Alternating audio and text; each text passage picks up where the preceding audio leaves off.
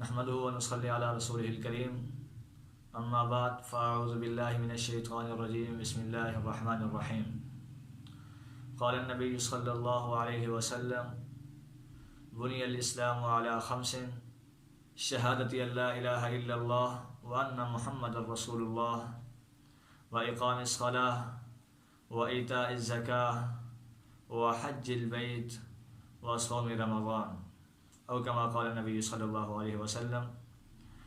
نبی اکرم صلی اللہ علیہ وسلم نے ارشاد فرمایا کہ اسلام کی بنیاد 5 چیزوں پر ہے۔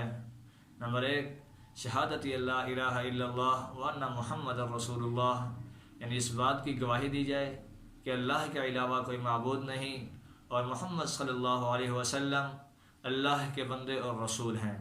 نمبر 2 اقام الصلاۃ، نماز قائم کی جائے۔ نمبر 3 ایتاء الزکاۃ۔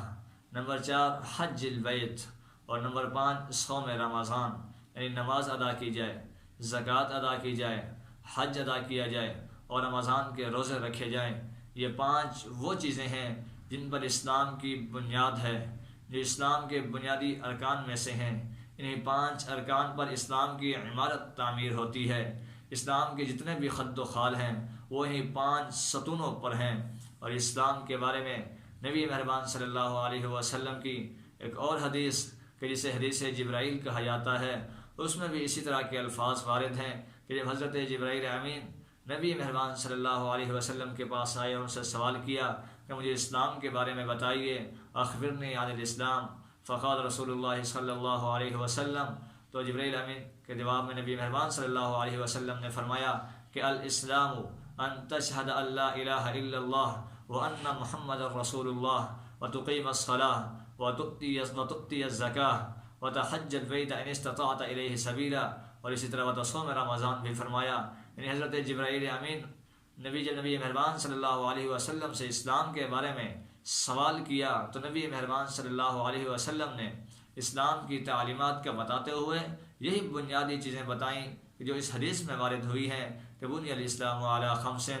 تو نبی مہربان صلی اللہ علیہ وسلم کی ان احادیث سے اور قرآن پاک کے مطالعہ سے واضح ہوتا ہے کہ اسلام کے بنیادی ارکانوں پر اگر ان ارکانوں پر بھی عمل نہ کیا گیا تو پھر دین کی عمارت کیسے کھڑی ہوگی، اس دین کے دیگر خد و خال کیسے پورے ہوں گے۔ تو لہذا اللہ رب العالمین سے دعا ہے کہ اللہ رب العالمین ہمیں دین اسلام کو سمجھنے، اس کو پڑھنے، اس پر عمل کرنے کی بھی توفیق عطا فرمائے، اور یہاں تک کہ ہمیں اسلام کے بنیادی اراکین اور اسلام کے دیگر خد و خال اور اسلام کی جو عمارت اٹھتی ہے اس عمارت کو قائم کرنے میں، اور صرف اس اسلام کو پڑھنے، سمجھنے اور عمل کرنے کی حد تک نہیں بلکہ عمل بھی اس حد تک کہ پھر حکومت الہیہ بھی قائم ہو۔ کہ اس دین کا اصل فائدہ تو تب ہوگا نا کہ جب حکومت الہیہ قائم ہو اور وہاں خدا ترسی کا نظام قائم ہو، وہاں رسول اللہ صلی اللہ علیہ وسلم کی شریعت کا نظام نافذ ہو۔ تو میں اللہ رب العالمین سے دعا گو ہوں کہ اللہ رب العالمین ہمیں دین اسلام کو سمجھنے اور اس پر عمل کرنے کی توفیق عطا فرمائے۔ آمین۔ وما علینا الا البلاغ۔